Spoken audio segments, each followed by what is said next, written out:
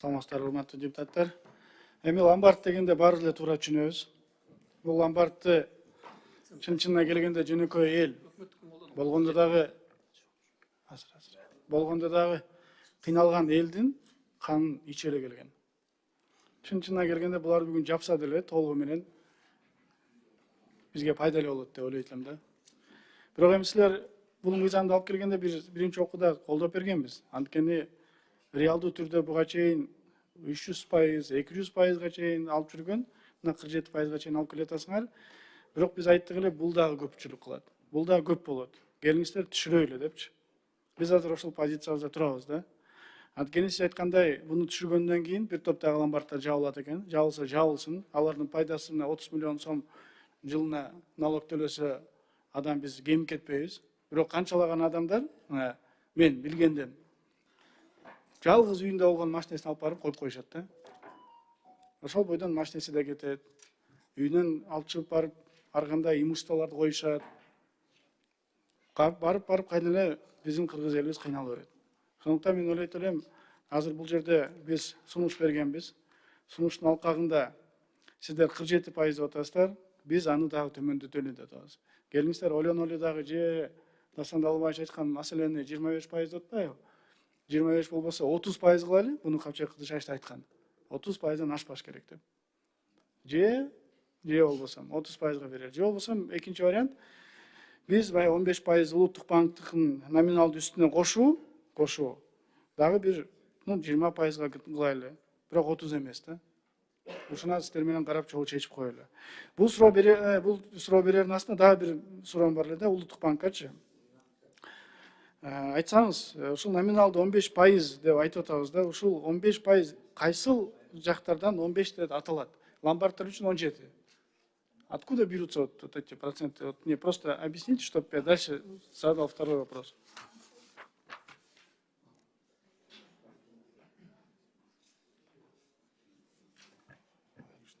Саламатсыздар, урматтуу депутаттар. Бул эми мыйзамда жазылып калган, өзүңүз билесиздер. Бул мыйзам жаңы өскүрлүк жөнүндө мыйзам болгондо, оякта талкуу болгон, канча пайызды кош керек деп. Бирок бизге биздин тартиби бар улуттук банкта, ошондой пайызды эсептегенге ар бир кварталда эсептелет, канча кредит берилген среднеизвешенный ставканын пайыз менен саналат. Оякта бүт баары сом менен, доллар менен, чет өлкө валюта менен берилген кредиттерди, аларды баарын санап, анан жарым жылга аска ошондой саналат да.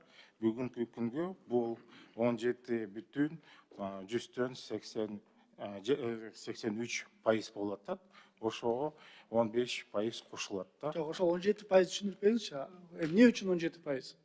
17% бул өзү рыноктон саналат да. Канча ким ар бир сектордон канча берилген кредиттерди ошол. Ал мисалы банк болсо, эгерде бул банк болгондо, банкка эл алып барып депозит деп коет, туурабы? Депозит 12%дан, 13%дан.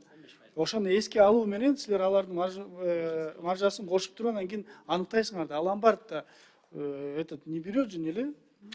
Аз айткан депозит албайт да элдер. Почему им 17%? Эми ломбард боюнча мен айта албайм. Именно банктарда, банк эмес финансовый кредиттин уюмдарын боюнча мен айта алам. Аны мен түшүндүм. Банк это понятное дело, потому что ал кредит бериш үчүн бир жактан акча алыш керек. Ал акчаны каяктан алат? Кайра эле элден алат, депозит коет, 12%, 13% деп коет, плюс үстүнө маржасын кошот. Анан элге кредит берет. Ошондо силер номинальный деп примерно аларга эсептеп бересиздер. 15 деп. Это правильно. Ломбардка почему 17% болуп калды? Даже выше, чем у банков, да? Почему?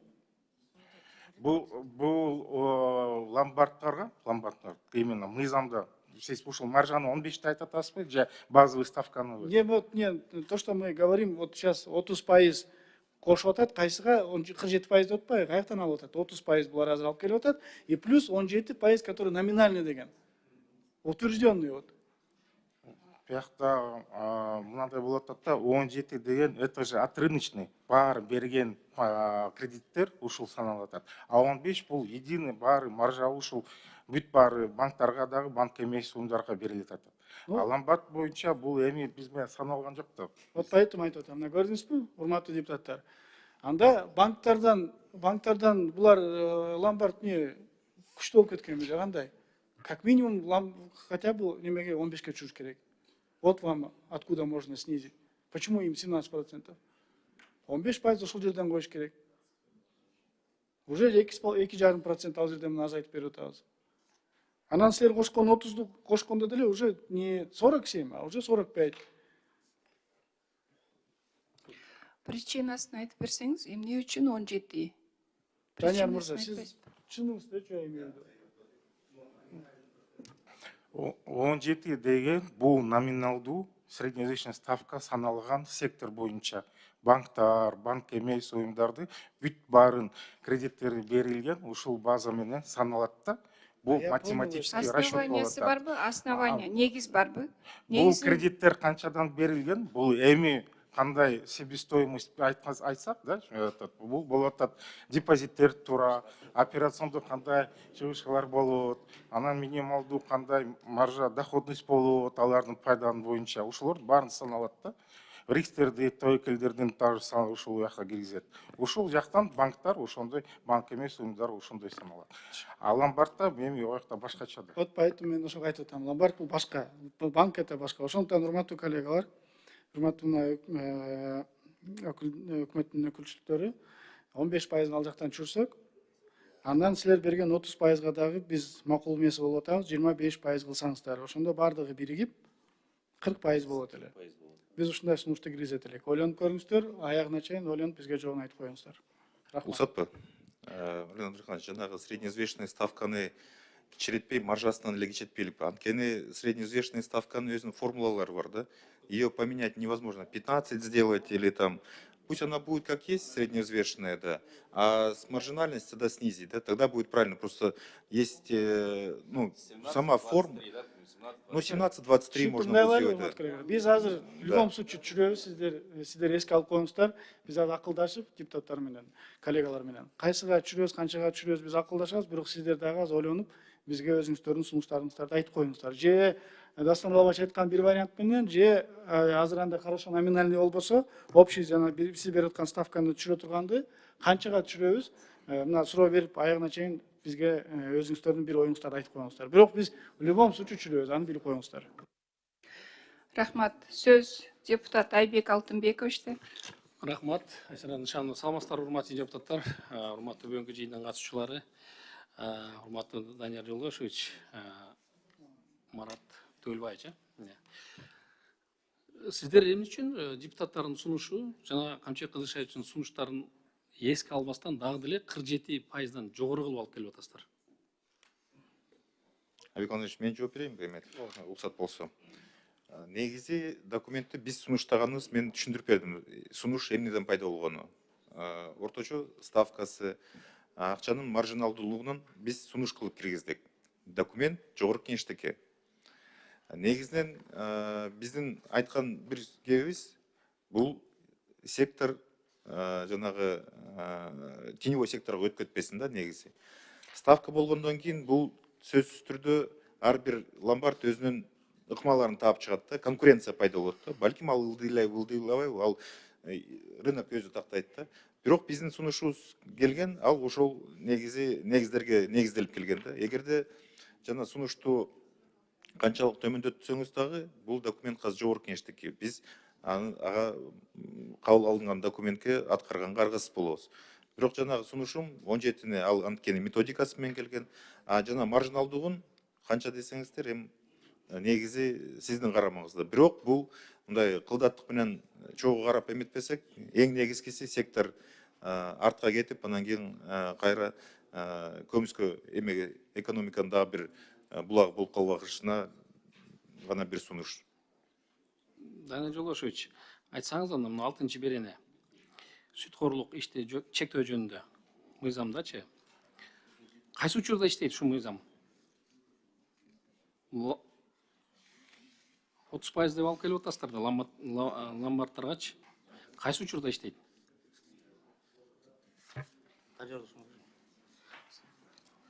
Айбек Алтынбекович, бул мыйзам негизинен жанагы пайыздык коюлган чегерилген пайыз баягы договор займадагы ошол ашкан учурда эгерде ошол кардор болуп туруп сотко кайрылганда сот ошол мыйзамда чектелген Рахмат. пайыздын алкагында деле чечип берет. Бул соттошуу убагында гана, сотко кайрылган убагында гана бул мыйзам долбоор иштейт, туурабы? Туура айтасыз. Бирок силер биринчи окууга алып келгенде ломбарддардын ишин жөнгө салуу мыйзамы бар. Туурабы? Төртүнчү берененин 11-чи пунктта силер алып келген эмессиңиздер аны. Төртүнчү берененин 11-чи пунктта силер алып келген эмессиңиздер аны. Качан Камчы Кыдыршевич ломбарддар жөнүндө билдирүү жасагандан кийин ошол мыйзам долбооруна сиздер кошумча алып келдиңиздер. Бирок ал жерде дагы сиздер көрсөтпөй атасыздар да. Пайызын. Айбек Алтынбекович, сиз туура айтып атасыз. Камчы Кыдыршевич өзүнүн сөзүндө дагы ошону айтты. Айткандан кийин мына күчөтүү максатында да киргизилди бул. Мыйзамга да күчөтүлүп, ломбарддар жөнүндө мыйзамга да киргизилди. Урматтуу депутаттар, сиздердин коллегаңыздардын сунушу менен бирге иштеп, жогорку кеңеште мыйзам болгонуна байланыштуу ушул жерден кирди күчөтүү максатында.